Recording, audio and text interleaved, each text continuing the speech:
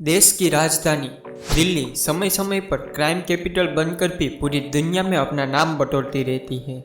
फिर चाहे वो निर्भया केस हो या फिर हाल ही में हुआ श्रद्धा और आफताब का केस हो। इस केस पर आज पूरी दुनिया की निगाह चली गई है, क्योंकि जब इस केस की पूरी कहानी लोगों के सामने आई तो लोगों के दिमाग में एक ही सवाल था कि आखिर ऐसा कोई कैसे कर सकता है। तो इस मर्डर केस की पूरी कहानी क्या है? इस मर्डर को अगर आप किसी मिस्ट्री से कम समझते हो तो यह आपके लिए एक बहुत ही बड़ी भूल होगी। बात भले ही इस दिल्ली में होने वाले इस अपराध की हो रही हो, लेकिन इस कहानी की शुरुआत होती है महाराष्ट्र मुंबई से। जी हाँ दोस्तों, महाराष्ट्र मुंबई के पालघर से 27 साल की श्रद्धा वोलकर अपने परिवार को छोड़कर मुंबई एक नौकरी की तलाश में आ गई। श्रद्धा को एक मल्टीनेशनल कंपनी के कॉल सेंटर में जॉब भी मिल गई और यहीं पर काम कर रहा था वो 30 साल का युवक जिसका नाम था आफताब अमीन पुणेवाला। श्रद्धा और आफताब की पहली मुलाकात यहीं पर हुई थी और 8-9 महीने की डेटिंग के बाद दोनों शादी करने का फैसला लेते हैं। साल 2019 में वो फैसला लेते हैं कि वो अलग अलग रहने की वजह अब से लिविंग में रहेंगे और इसी वजह से उन्होंने मलाड में एक कमरा किराए पे लिया और दोनों एक साथ लिविंग में रहने लगे। सब कुछ अच्छा ही चल रहा होता है, लेकिन एक ट्विस्ट तब आता है जब श्रद्धा अपनी माँ को इस रिलेशनशिप के बारे में सारी बातें बताती है। यह बात उसकी माँ से होते हुए उसके पिता तक पहुँचती है और यहीं पे सारा मामला गड़बड़ हो जाता है। और फिर जो वही होता है जो हर एक टिपिकली इंडियन मिडिल क्लास की कहानी होती है। लड़की के माँ बाप ने इस रिश्ते को एक्सेप्ट नहीं किया और फिर लड़की घर छोड़कर चली गई।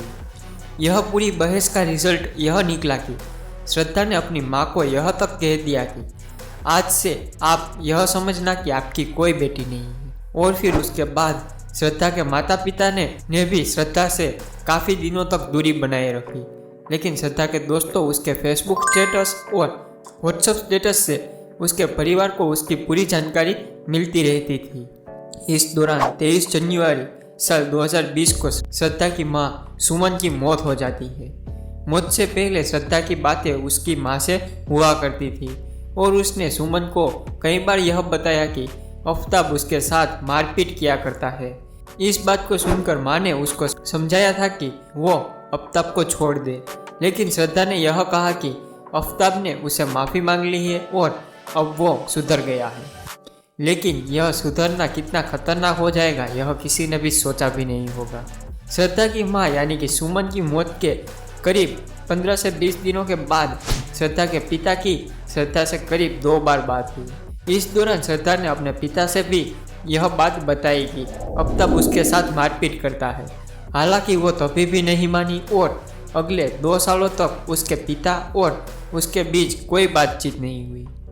अब आ जाते हैं सीधे 8 मई साल 2022 में, जब श्रद्धा और आफताब दोनों दिल्ली रहने जाते हैं। दिल्ली आने के उनके 2 मेन रीज़न थे। पहला रीज़न तो यह था कि श्रद्धा और आफताब दोनों के ही परिवार इस रिश्ते के खिलाफ थे और दूसरी वजह यह थी कि उन्हें दिल्ली में बेहतर नौकरी की उम्मीद थी। कुछ दिन होटल में बिताने के बाद दोनों ने छतरपुर के पास एक कमरा किराए पर लिया। यहाँ श्रद्धा भी नौकरी की तलाश में थी, वहीं आफताब को एक कॉल सेंटर में जॉब मिल चुकी थी। श्रद्धा और उनके परिवार में कोई बातचीत नहीं थी, लेकिन श्रद्धा के पिता उनके दोस्तों के थ्रू यह जान चुके थे कि यह दोनों दिल्ली में आ चुके हैं।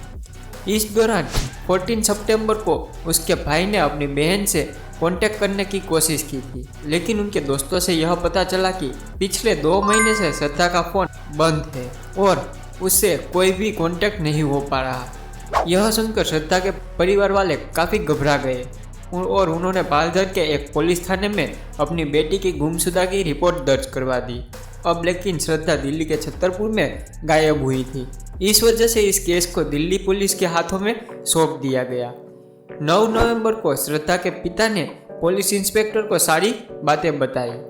उन्होंने आफताब और श्रद्धा के लिविंग रिलेशनशिप की भी बातें बताई और दूसरी पुरानी बात भी बताई और उसके बाद पुलिस ने आफ्ताब की फ़ोन डिटेल्स की जांच करना शुरू कर दी और लास्ट लोकेशन से पता चला कि आफ्ताब का फ़ोन मई महीने से ही दिल्ली में है और पुलिस को यह भी पता चला कि 19 मई के बाद से ही श्रद्धा का फ़ोन भी बंद है और यह बात काफ़ी गंभीर और हैरान कर देने वाली थी और इसी वजह से पुलिस ने आफ्ताब को ढूंढकर उससे पूछताछ करना शुरू कर दी। इस पूछताछ में आफ्ताब ने पुलिस को एक कहानी सुनाई कि 19 मई के दिन दोनों के बीच झगड़ा हुआ और श्रद्धा उसे छोड़कर चली गई, जिसके बाद से उसके साथ कोई कांटेक्ट नहीं रहे।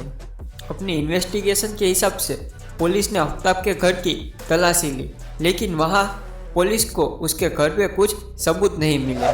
लेकिन यहाँ पर एक बात इंटरेस्टिंग यह थी कि आफ्ताब अपने हर एक सवाल के जवाब पर कुछ बड़ी बात छुपा रहा था, ऐसा पुलिस को लगा और यहीं पर पुलिस को शक हुआ और आफ्ताब पर जब पुलिस ने सख्ती से पूछताछ की तो उसने कुछ ऐसा बताया जो इससे पहले शायद किसी पुलिस स्टेशन में सुना होगा।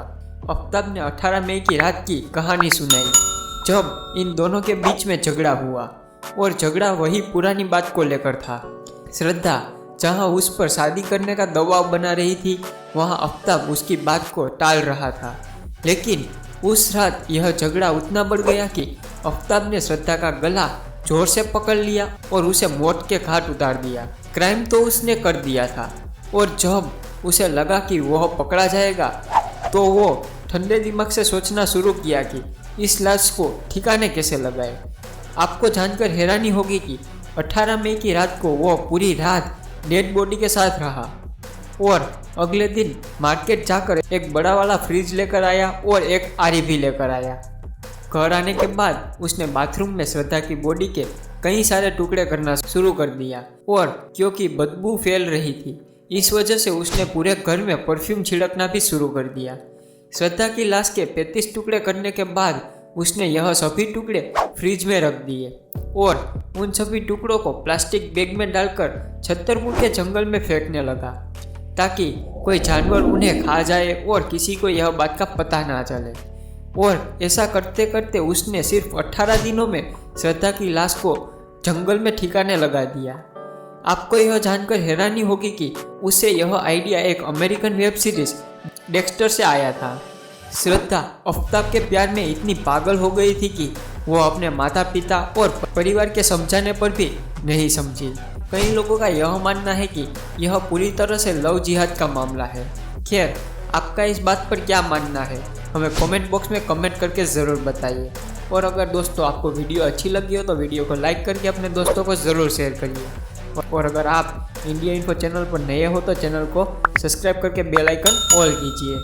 मिलते हैं अगले वीडियो में कुछ इंटरेस्टिंग टॉपिक के साथ। तब तक के लिए जय हिंद, जय भारत।